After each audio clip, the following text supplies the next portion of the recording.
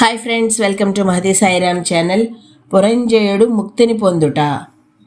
ఈ విధంగా కార్తీక మాస విధానమును మహిమను పురంజయ వృత్తాంతమును చెప్పిన అనంతరంబు అగస్త్య మహాముని, ఓ అత్రి మహర్షి, పురంజయునికి సుశీలుడు ఉపదేశానుసారం చేసిన కార్తీక వ్రత మహిమ వలన జయము చేకూరినదని చెప్పి ఉంటిరి. తదుపరి ఏమి జరిగెను, దయతో చెప్పండి అని పలికెను. అప్పుడు అత్రి మహాముని ఈ విధముగా చెప్పనారంభించెను. ఓ అగస్త్య, మునికుల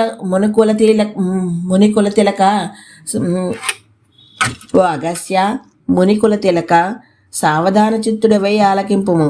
అటుల పురంజయ మహారాజు కార్తీక మాస ప్రతిఫలము వలన అసమాన శేషమును విక్రయములు సంపాదించి శత్రువులను నిశేషము గావించెను.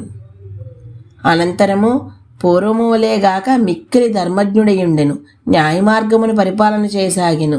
సత్యమును అహింసను ఆచరించెను. ప్రజలు శరములయందు భారముగా ఉంచబడిన అధిక పన్నులను తొలగించి న్యాయమగు పన్నులు విధించెను. బ్రాహ్మణులను పూజించుచు సకల జాతులకు నిరంతర అన్నదానము చేయుచు మిక్కిలి యశస్సునార్జించెను. కేవలము కార్తీక మాస వ్రత ఫలం వలన అన్ని పాపములు పోగొట్టుకున్నవాడై పుణ్యాత్ముడయ్యను. నిరంతరము హరినామస్మరణ చేయుచు హరిభక్తాగ్రేసురుడయ్యను. ఇట్లా కొంతకాలము గడిచినది. పురంజయుడు తానింక ఈ రాజ్యమును సుఖమును వదిలివేసి తపమాచరించవలెనని ఏదైనా దివ్యక్షేత్రము దర్శనము చేయవలెనని లేక ఏమీ చేయవలెనా అని పరిపరి విధములుగా ఆలోచించుచుండగా ఒకనాడు అశరీరవాణి అతన్ని ఉద్దేశించి ఈ విధముగా చెప్పబడినది. ఓ పురంజయ మహారాజా, కార్తీక వ్రత ప్రభావం వలన నీ పాపములన్నీ నశించినవి. అందుచేతనే సదుద్దేశములు నీ మనమున అంకురించినవి. నీ ఆశయం మంచిది, తప్పక సఫలమగును. ఓ రాజా, వినుము. దక్షిణ భారతదేశమున కావేరి అని పవిత్రవంతమగు జీవనది గలదు. అట్టి కావేరీ నది తీరమున ఆనుకొనియే శ్రీరంగమను దివ్యక్షేత్రం ఒకటి గలదు.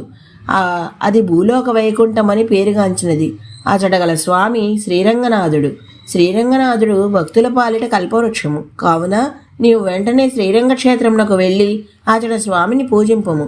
నీకు శుభము కలుగుతుందని చెప్పాను. అశరీరవాణి మాటలు విని పురంజయుడు ఆనంద మహాసముద్రమును తేలియాడెను. వెనువెంటనే మంత్రులను రావించి రాజ్యభారమును వారి భుజస్కంధములపై నుంచి ఇంకా తక్కిన విషయములన్నింటినీ పరిష్కరించి ఒక శుభముహూర్తమున శ్రీరంగ క్షేత్రమునకు బయలుదేరెను.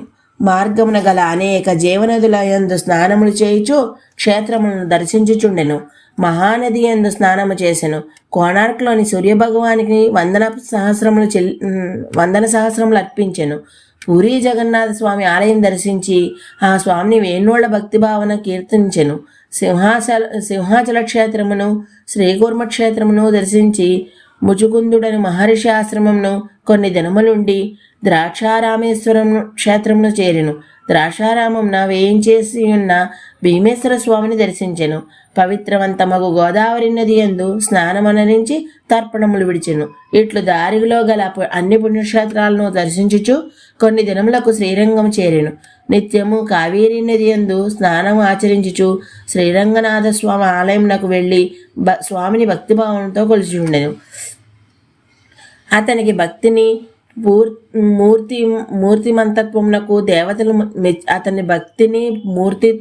మూర్తిమంతత్వమునకు దేవతలు మెచ్చిరి. అందువలన అతని రాజ్యము సస్యశ్యామలమైనది. పలు విధములుగా పంటలతో విరాజిల్లినది. నిత్య కళ్యాణము పచ్చతోరణములు అన్నట్లుగా ఉండెను. ఆ కాలమున ప్రపంచమునందు అయోధ్య రాజ్యమునకు సాటి అగునది మరి ఒకటి లేకుండెను. ఇట్లు భక్తిభావమున శ్రీరంగనాథ స్వామిని కొలుచుచు అచటనేకి కార్తీక మాసవ్రతం ఆచరించి కొంతకాలమునకు అయోధ్య రాజ్యమునకు సుఖముగా తిరిగి వచ్చెను. ప్రజల ఆనందోత్సాహములతో అతనికి స్వాగతము సంగిరి. పురంజయుడు మరికొంతకాలము రాజ్య పరిపాలన చేసి కుమారునకు పట్టాభిషేకం అనంచి వానప్రస్థాశ్రమునకు పోయెను. ఎచ్చటయున్నను కార్తీక వ్రతమును మానలేదు. అతడు చివరకు జరాభారం మరణించి హరి సాయుధ్యం నందెను అని మరలా అగస్త్యుని చూచి అత్రిముని ఇట్లు చెప్పసాగెను.